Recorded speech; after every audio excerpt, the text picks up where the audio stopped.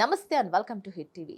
7 అడుగుల బంధమే యమపాసం అయింది. అగ్ని సాక్షిగా చేసిన ప్రమాణమే అతి కిరాతకంగా ఆయువు తీసింది. 3 ముళ్ళు వేసిన చేతులే ముక్కలు చేశాయి. కనికరం లేకుండా కట్టుకున్న భార్యను కడతీర్చడమే కాకుండా ప్రమాదంగా చిత్రీకరించేందుకు నానా ప్రయత్నాలు చేశాడు ఆ భర్త. సినిమా రేంజ్ లో స్కెచ్ వేశాడు. అసలేం జరిగింది? కట్టుకున్న భార్యను కడతీర్చాల్సిన అవసరం ఏంటి?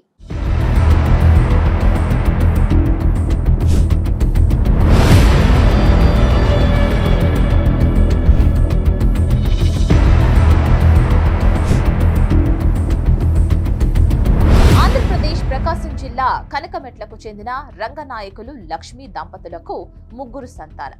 అందులో 3వ కుమార్తె మధులతకు అదే జిల్లా దర్శికి చెందిన పరకాల నాగేంద్ర భరద్వాజ్తో 4 ఏళ్ల క్రితం వివాహం జరిపించారు. వీరికి ఓ బాబు ఉన్నాడు.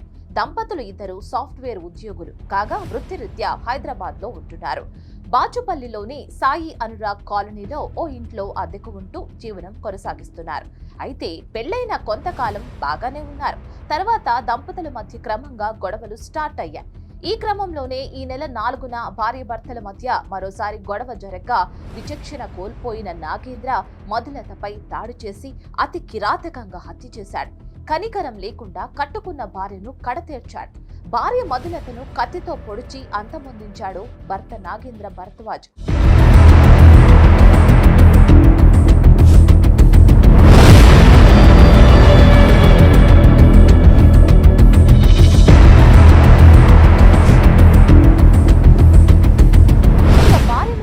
కూడా అతని కోపం చల్లారలేదు. దాంతో ఆమె మృతదేహాన్ని నాగేంద్ర కత్తితో ముక్కలుగా చేసేందుకు యత్నించాడు. కొంత భాగం కాలిని నరికేశాడు. తర్వాత అలా చేస్తే తనపై నేరం మోపబడుతుందని ఆ ప్రయత్నం విరమించుకున్నాడు. ప్రమాదంగా చిత్రీకరించేందుకు యత్నించాడు. ఇందులో భాగంగానే మధులత మృతదేహం వద్దకు గ్యాస్ సిలిండర్ తీసుకువచ్చి గ్యాస్ లీకేజ్ చేసి ప్రమాదంగా చిత్రీకరించే ప్రయత్నం చేశాడు. స్థానికులకు అనుమానం రావడంతో వారు చూసేసరికి పారిపోయాడు. అక్కడి నుంచి చందానగర్లోని తన స్నేహితుడు శ్రీనివాస్ ఇంటికి వెళ్లి తాను భార్యను హత్య చేశానని, తన కుమారుని జాగ్రత్తగా చూసుకోవాలని చెప్పి కత్తితో తనను తానే పొడుచుకున్నాడు. భయాందోళనకు గురైన శ్రీనివాస్ పోలీసులకు సమాచారం ఇవ్వగా వారు ఘటన స్థలానికి చేరుకొని చికిత్స చేయించి రిమాండ్కు తరలించారు.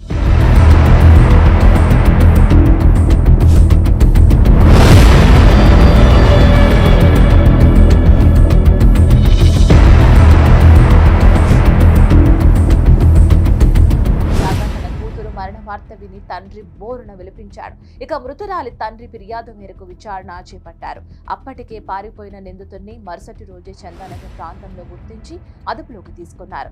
పెళ్లైన నాటి నుంచి మధులతను భర్త చిత్రహింసలకు గురి చేస్తున్నట్లుగా ఆమె తల్లిదండ్రులు ఆరోపిస్తున్నారు. ఈ నెల 4న అర్ధరాత్రి ఈ ఘటన చోటు చేసుకోగా దాదాపు 20 రోజుల వరకు ఈ ఉదంతం వెలుగులోకి రాలేదు.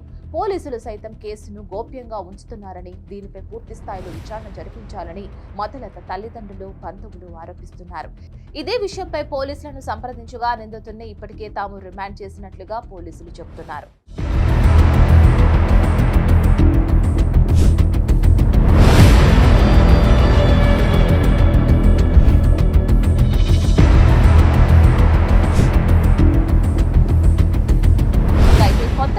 వారిద్దరి మధ్య గొడవలు జరుగుతున్నాయని ఆమె తండ్రి తెలిపారు. అదనపు కట్నం కోసం తమ కూతుర్ని వేధించేవాడని మృతురాలి తల్లిదండ్రులు ఆరోపించారు. నిందితుడి కుటుంబ సభ్యులు కూడా తమ కూతుర్ను వేధించేవారని చెప్పారు. వీరికి 2020లో వివాహం జరిగిందని, వీరికి ఒక కుమారుడు ఉన్నట్లుగా కూడా వెల్లడించారు.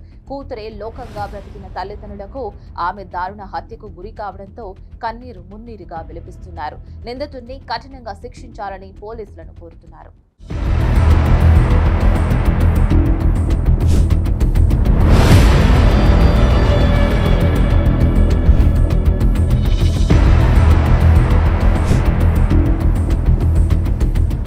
మరో క్రైమ్ న్యూస్ తో మళ్ళీ కలుద్దాం. చూస్తూనే ఉండండి హిట్ టీవీ.